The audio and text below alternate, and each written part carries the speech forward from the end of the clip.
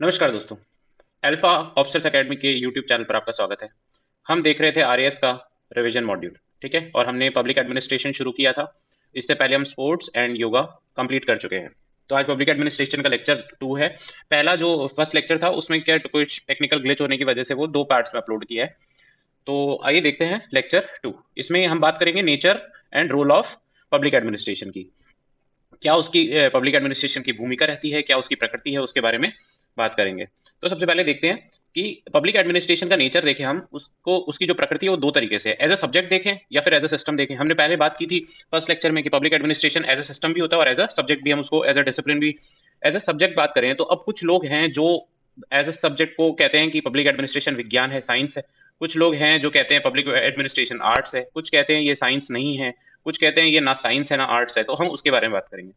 फिर as a system बात करें तो ये मैनेजेरियल और इंटीग्रल के बारे में बात करता है। हमने इसके बारे में पहले भी बात की थी। जो मैनेजेरियल है वो जो हायर अथॉरिटी है और उसको ही सिर्फ पब्लिक एडमिनिस्ट्रेशन का पार्ट मानता है, और इंटीग्रल है वो सभी को, चाहे पियोन हो, चाहे क्लर्क हो, चाहे चाय पकड़ाने वाला हो, उन सबको इंटीग्रल जो सिस्टम है वो पब्लिक एडमिनिस्ट्रेशन का पार्ट मानता है। जबकि मैनेजेरियल क्या है, सिर्फ हायर अथॉरिटी को। जो पोस्ट कॉर्प एक्टिविटीज हमने पहले लेक्चर में पढ़ी थी उनको जो देखता है वही मैनेजेरियल सिस्टम है ना, उसको ही पार्ट मानता है पब्लिक एडमिनिस्ट्रेशन का। तो हम सबसे पहले देखते हैं public administration as a science. अब कौन कौन है भाई सपोर्टर्स इसके जो कहते हैं कि पब्लिक एडमिनिस्ट्रेशन विज्ञान है। तो सबसे पहले तो वुड्रो विल्सन है ना, इनका नाम आप बार बार पढ़ेंगे, आगे अप्रोचेस पढ़ेंगे तब भी पढ़ेंगे, इवोल्यूशन पब्लिक एडमिनिस्ट्रेशन का देखेंगे तब भी देखेंगे। और विलोबी, ये दो थिंकर्स हैं। वुड्रो विल्सन तो देखो इनके बारे में, ये फादर ऑफ पब्लिक एडमिनिस्ट्रेशन कहे जाते हैं। ये पब्लिक एडमिनिस्ट्रेशन का इवोल्यूशन हुआ तो उसके फर्स्ट फेज में इन्होंने ही जो अहम भूमिका थी वो निभाई थी। बाद में ये यूनाइटेड स्टेट्स के प्रेसिडेंट भी रहे हुए हैं, प्रेसिडेंट ऑफ यूनाइटेड स्टेट्स भी रहे हुए हैं। तो ठीक है, तो ये सपोर्टर हैं किस थॉट के कि पब्लिक एडमिनिस्ट्रेशन विज्ञान है। अभी इसमें कुछ आर्गुमेंट्स ये लोग देते हैं। तो वो क्या क्या आर्गुमेंट है, सबसे पहले तो पब्लिक एडमिनिस्ट्रेशन में यूनिवर्सल प्रिंसिपल होते हैं, जैसे साइंस में होते हैं। साइंस में जैसे हम मान लो ग्रेविटी है तो ग्रेविटी यूनिवर्सल प्रिंसिपल है ना। आप चाहे कहीं पर भी चले जाओ, जी का फॉर्मूला सेम ही रहेगा। ग्रेविटी में जो ग्रेविटी ड्यू टू एक्सेलरेशन की बात नहीं कर रहा हूँ, जी कैपिटल जी की बात कर रहा हूँ। फिर अपन बात करें तो साइंस की तरह पब्लिक एडमिनिस्ट्रेशन में यूनिवर्सल प्रिंसिपल्स होते हैं, जैसे हायरार्की है, पद सोपान, और डिवीजन ऑफ वर्क है, कार्य का जो डिवीजन होगा वो, ये सब यूनिवर्सल है। कहीं पर भी ऑर्गेनाइजेशन होगी वहां पर पद सोपान होगा, कहीं पर भी ऑर्गेनाइजेशन होगी वहां पर डिवीजन ऑफ वर्क होगा। फिर रिसर्च एंड डेवलपमेंट का कार्य होता है, जैसे विज्ञान में रिसर्च एंड डेवलपमेंट का कार्य होता है वैसे ही पब्लिक एडमिनिस्ट्रेशन में भी रिसर्च एंड डेवलपमेंट का काम होता है। जैसे रिसर्च एंड डेवलपमेंट से नवलोक प्रशासन बना, नवलोक प्रबंधन, new public management, new public administration, ये दोनों थ्योरीज रिसर्च एंड डेवलपमेंट से ही बनी है।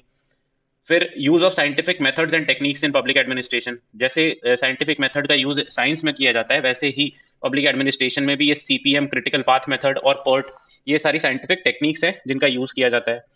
फिर ये लोग कहते हैं कि पब्लिक एडमिनिस्ट्रेशन जो है वो वैल्यू फ्री है, मूल्य आधारित नहीं है। जैसे साइंस है, जैसे साइंस में कोई भी प्रिंसिपल है तो उसका मूल्यों से कोई लेना देना नहीं है, तो वैसे ही पब्लिक एडमिनिस्ट्रेशन जो है वो भी वैल्यू फ्री बताते हैं। और कहते हैं कि ये जो है ये कुछ रूल्स और रेगुलेशंस पे काम करती है। ठीक है। तो और इसके बाद में ये लोग कहते हैं कि पब्लिक एडमिनिस्ट्रेशन जो है वो प्रिडिक्शन, भविष्यवाणी भी कर सकती है, जैसे साइंस कर सकती है। साइंस आगे की, जैसे ज्योग्राफी एज ए साइंस लें तो वेदर प्रिडिक्शन करती है, वैसे ही जो पॉलिसी फॉर्मुलेशन का काम है वो आगे पहले ही फॉर्मुलेशन से पहले ही अपन लोग प्रिडिक्ट कर लेते हैं उसमें क्या क्या होने वाला है। फिर एडमिनिस्ट्रेशन, एडमिनिस्ट्रेटर जो है वो काउंसलर होता है, एडवाइजर होता है पॉलिटिशियन का। जैसे एक डॉक्टर होता है ना, जैसे डॉक्टर मरीज को देखता है, उसको बताता है कि ये प्रॉब्लम हो सकती है, या फिर किसी चीज के लिए एडवाइस करता है कि आपको ये करना चाहिए और ये नहीं करना चाहिए। तो एडमिनिस्ट्रेटर भी उसी तरीके से पॉलिटिशियन का काउंसलर या एडवाइजर होता है। फिर पब्लिक एडमिनिस्ट्रेशन में विज्ञान की तरह यूनिवर्सल टेक्स्ट है ना। जैसे विज्ञान में बहुत सारे पुराने यूनिवर्सल टेक्स्ट हैं, वैसे ही पब्लिक एडमिनिस्ट्रेशन में जैसे कौटिल्य का अर्थशास्त्र है जो कि बहुत ही महत्वपूर्ण टेक्स्ट है। इसमें पॉलिटिक्स बाय अरिस्टोटल, अरस्तु का पॉलिटिक्स है, और प्लेटो, अफलातून का रिपब्लिक है ना, प्लेटो का रिपब्लिक है। तो ये सारे यूनिवर्सल टेक्स्ट हैं। फिर पब्लिक एडमिनिस्ट्रेशन क्या है, इंटरडिसिप्लिनरी स्टडी है विज्ञान की तरह। जैसे मान लो जैसे फिजिक्स है ना, अब फिजिक्स बिना मैथमेटिक्स के, मैथ्स के बिना फिजिक्स नहीं पढ़ सकते, है ना। जैसे बायोलॉजी है तो बायोलॉजी और केमिस्ट्री आपस में इंटर रिलेटेड है, तो वैसे ही ये जो public administration as a subject है वो भी इंटरडिसिप्लिनरी है।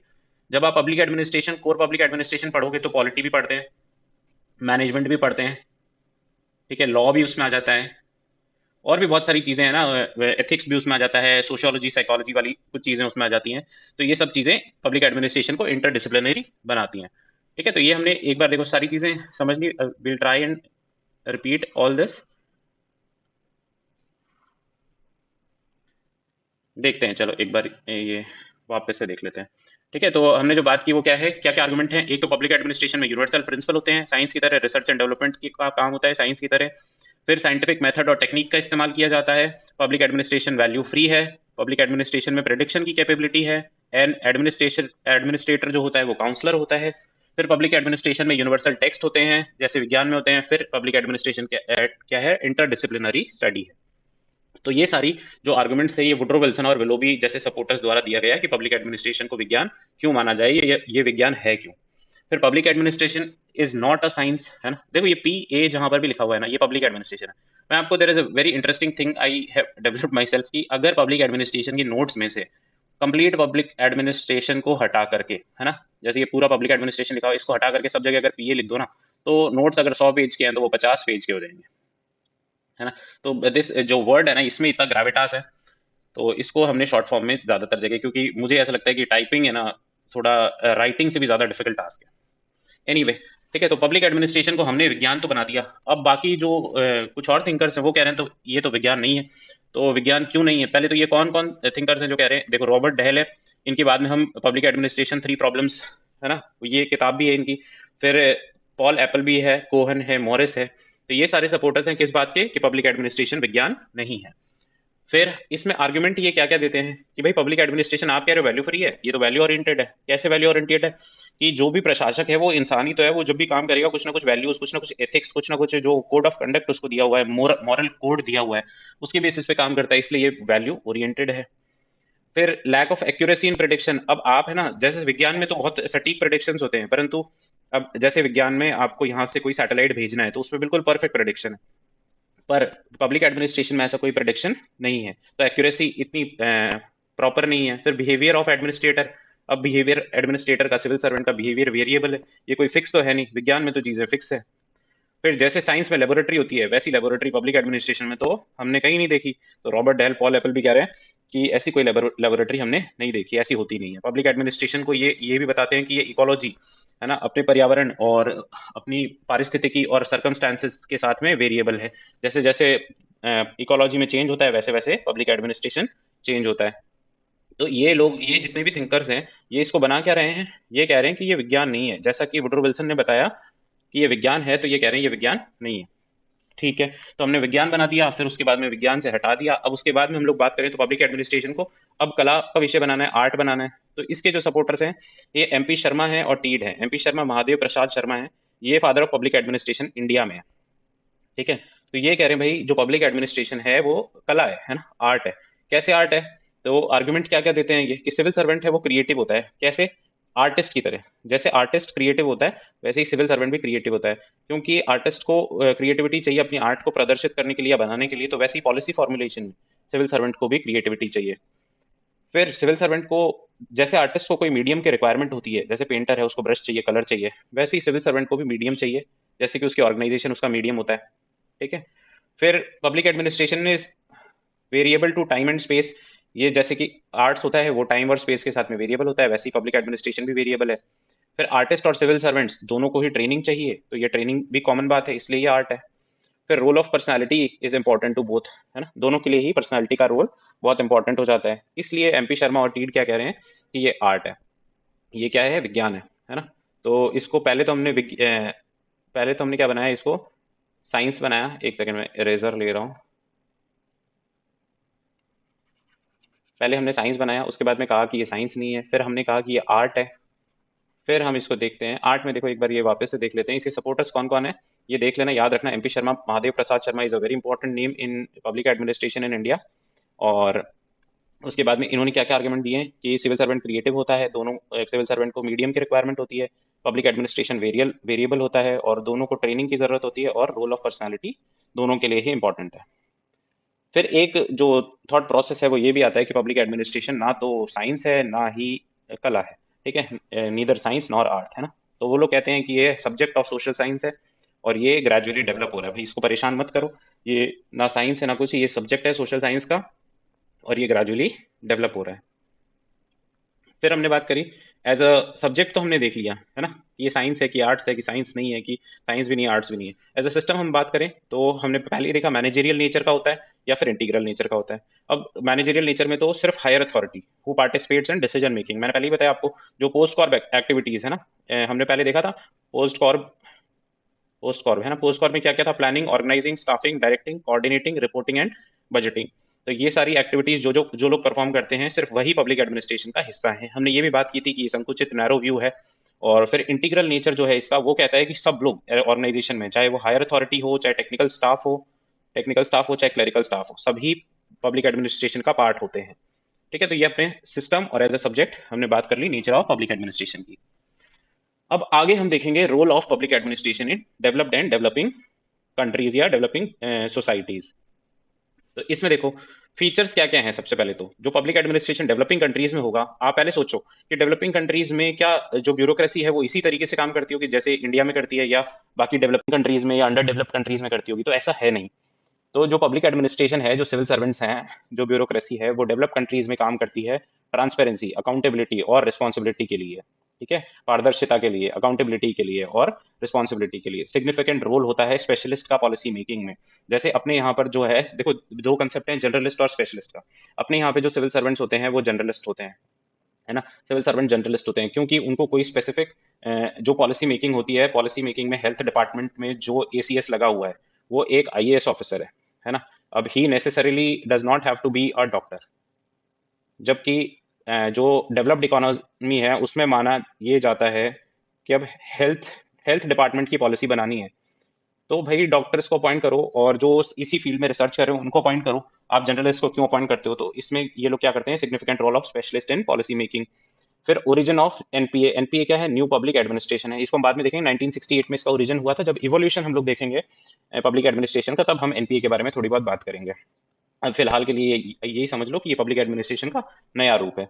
फिर इसमें प्रोफेशनलिज्म इन ब्यूरोक्रेसी होती है ना। प्रोफेशनलिज्म क्या भारत में देखने को मिलती है? हाँ, थोड़ी बहुत जरूर देखने को मिलती है, पर not at par with professionalism in developed countries. फिर डिसेंट्रलाइज्ड एडमिनिस्ट्रेशन होता है, विकेंद्रीकृत प्रशासन होता है। यहाँ पर जो जब इंडिया में या डेवलप्ड कंट्रीज में आप देखोगे तो केंद्रीकृत होता है, एक सेंटर ऑफ पावर होती है और उसके अराउंड बाकी चीजें होती है। फिर यहाँ पर पब्लिक पार्टिसिपेशन बहुत ज्यादा होता है, बहुत अच्छा होता है ब्यूरोक्रेसी में। हम डेवलप्ड कंट्रीज की बात कर रहे हैं, और यहाँ पर जो रोल है ब्यूरोक्रेसी का वो क्वालिटेटिव होता है। जो पब्लिक सर्विस डिलीवरी है वो क्वालिटेटिव रोल पे बेस्ड होती है। फिर इन ये जो कमिटेड होते हैं ये कॉन्स्टिट्यूशन के प्रति बहुत ज़्यादा कमिटेड होते हैं।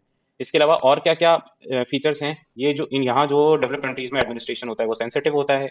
यहाँ पर रूल्स एंड रेगुलेशंस में थोड़ी फ्लेक्सिबिलिटी होती है, रिजिडिटी नहीं होती है। फिर coordination between politicians and civil servants, अच्छा कोऑर्डिनेशन होता है। एफिशिएंट सर्विस ऑफ डिलीवरी, जो भी काम सर्विस डिलीवरी है वो अच्छे से होती है। पॉलिसी इंप्लीमेंटेशन बहुत अच्छे से होती है।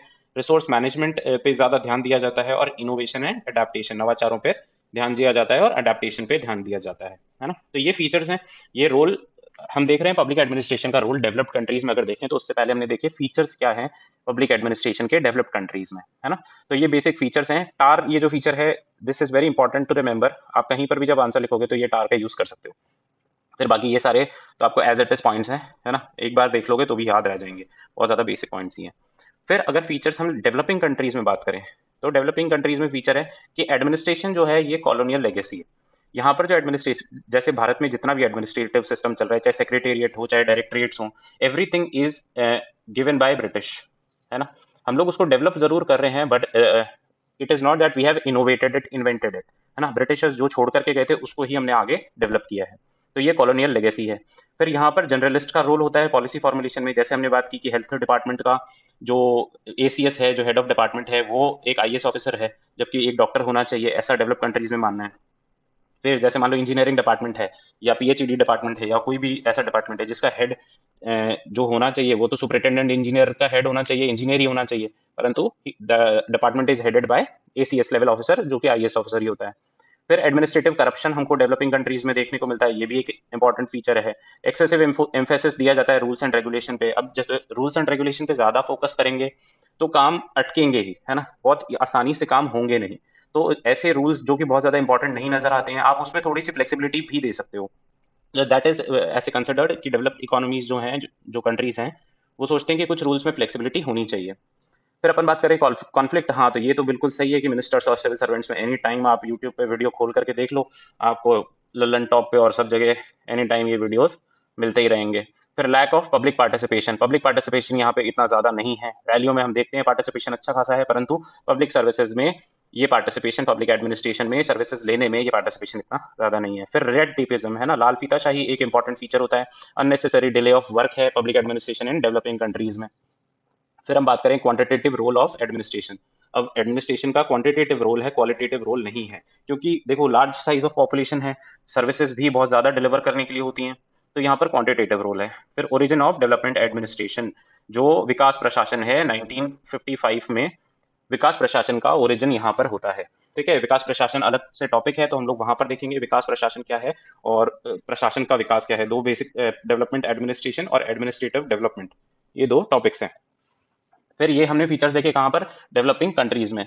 फिर अगर अपन बेसिक डिफरेंस देखें एडमिनिस्ट्रेशन में डेवलप कंट्रीज और डेवलपिंग कंट्रीज की, तो हमने जो बात की उसी बारे में वापस से हम लोग एक बार देख लेते हैं। डेवलप कंट्रीज में अगर स्पेशलिस्ट होते हैं तो यहाँ जनरलिस्ट होते हैं।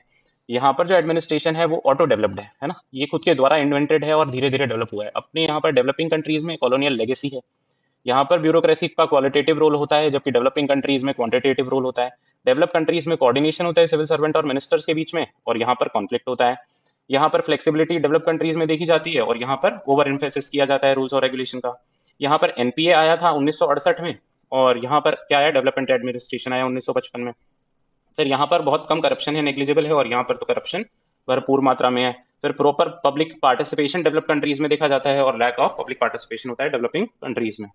ठीक है, तो ये बेसिक डिफरेंस है। This is not very tough. मैं आपको एक बात और बता दूं कि पब्लिक एडमिनिस्ट्रेशन सबसे इजी 65 मार्क्स हैं जो आप अच्छे से कवर कर सकते हो। इससे ज़्यादा इजी मुझे तो आरएस के सिलेबस में, मेंस के सिलेबस में कुछ भी पार्ट नहीं लगता है। तो आप इसको अगर 2-3 बार अच्छे से देख लोगे, आई गारंटी यू कि आप कोई कोई क्वेश्चन छोड़ करके तो नहीं आओगे, और इनफैक्ट आप बहुत अच्छे से, क्योंकि दीज आर ऑल, ये कीवर्ड्स हैं, इनके अराउंड सेंटेंस कोई भी बिल्ड कर सकता है। जब आपको अगर पता हो कि डेवलपिंग कंट्रीज में ब्यूरोक्रेसी है, उसमें जर्नलिस्ट होते हैं, तो आपको बाकी चीजें कोई बताने की जरूरत नहीं है, आप खुद से सेंटेंस फ्रेम कर सकते हो। परंतु अगर आपको ये बेसिक की पॉइंट्स याद नहीं है ना, तो फिर प्रॉब्लम है। ठीक है, तो ये हमने डिफरेंस की बात करी डेवलप्ड और डेवलपिंग इकोनॉमीज में या कंट्रीज में। फिर देखो बहुत ही इंपॉर्टेंट कुछ स्टेटमेंट्स हैं। अब वैसे ये स्टेटमेंट्स बहुत ज़्यादा मतलब वैसे तो इंपॉर्टेंट नहीं है आपके मेंस के पर्सपेक्टिव से या सिलेबस के पर्सपेक्टिव से, पर मुझे लगा कि अगर आप आंसर में कहीं पर भी इनको पुट डाउन करते हो, क्योंकि ये इंपॉर्टेंस ऑफ पब्लिक एडमिनिस्ट्रेशन के बारे में बताते हैं। तो विलोबी जो थिंकर हैं वो कहते हैं पब्लिक एडमिनिस्ट्रेशन क्या है, गवर्नमेंट का चौथा ऑर्गन है, it is the fourth organ of government. फिर पॉल एप्पल भी ये कहते हैं without public administration government is only discussion club, है ना, पब्लिक एडमिनिस्ट्रेशन के बिना गवर्नमेंट क्या है, डिस्कशन क्लब है। जवाहरलाल नेहरू ने बहुत अच्छा स्टेटमेंट पब्लिक एडमिनिस्ट्रेशन के इंपॉर्टेंस पे दिया है कि public administration is medium of socio economic justice. फिर पिगर्स हैं, वो कहते हैं public administration is stabiliser of society.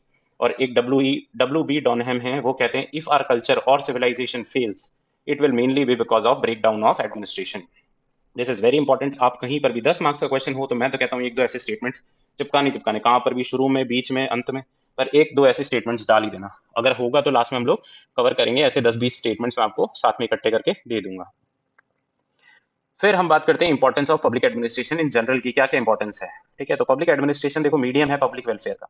Public के बारे में कौन सोचेगा अगर पब्लिक एडमिनिस्ट्रेशन नहीं होगा, तो आपको लगता है प्राइवेट एडमिनिस्ट्रेटर्स जो हैं, जो प्रॉफिट मेकिंग के लिए काम कर रहे हैं, वो कभी भी पब्लिक के बारे में सोचेंगे अगर उनके ऊपर लॉज और रेगुलेशंस का बाइंडिंग नहीं करे सरकार, तो मुझे नहीं लगता ऐसा कोई होगा। ठीक है, एक दो ऑर्गेनाइजेशन ऐसी हो सकती हैं, परंतु सब लोग ऐसा नहीं करेंगे।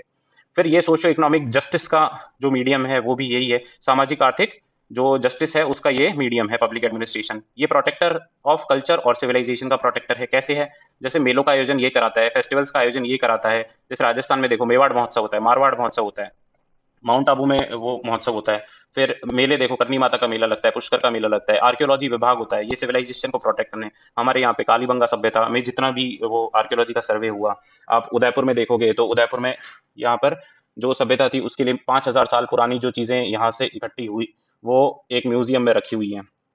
फिर कैरियर और डिपेंडर है, ये डेमोक्रेसी का कैसे डिपेंडर और कैरियर है कि इलेक्शंस कौन करवाता है, यही करवाते हैं, है ना। अभी जैसे आप देखोगे कि अभी इलेक्शन कमीशन ऑफ इंडिया, है ना, इसी का पूरा रोल है। जब तक 1-2 महीने इलेक्शन चलेंगे, सातों चरण होंगे नहीं जब तक रिजल्ट नहीं आएगा।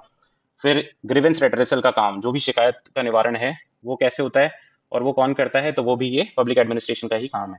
फिर इंश्योर्स रेगुलेटरी एडमिनिस्ट्रेशन। अब रेगुलेटरी एडमिनिस्ट्रेशन क्या होता है कि आपको लॉ एंड ऑर्डर का काम कौन करता है, पब्लिक एडमिनिस्ट्रेशन करता है। रेवेन्यू कलेक्शन का काम कौन करता है, पब्लिक एडमिनिस्ट्रेशन करता है।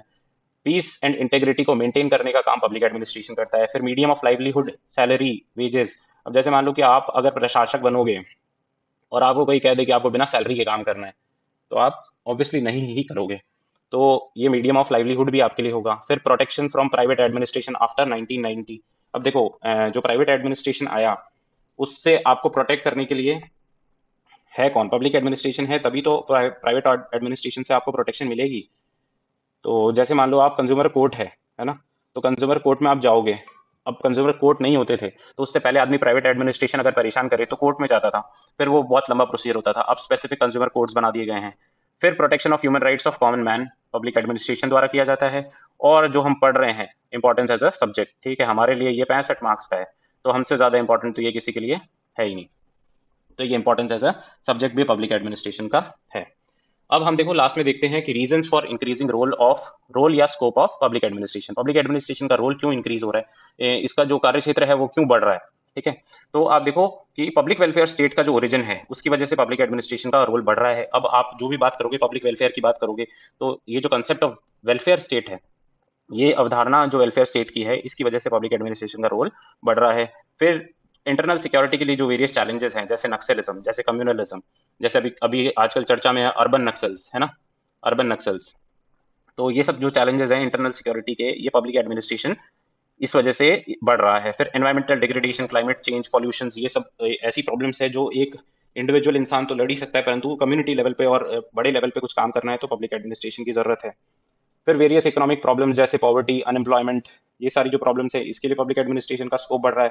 फिर इम्पैक्ट ऑफ एलपीजी। अरे ये एलपीजी देखो, एलपीजी गैस नहीं है, ये गैस नहीं है, ये है लिबरलाइजेशन, लिबरलाइजेशन, है ना, और प्राइवेटाइजेशन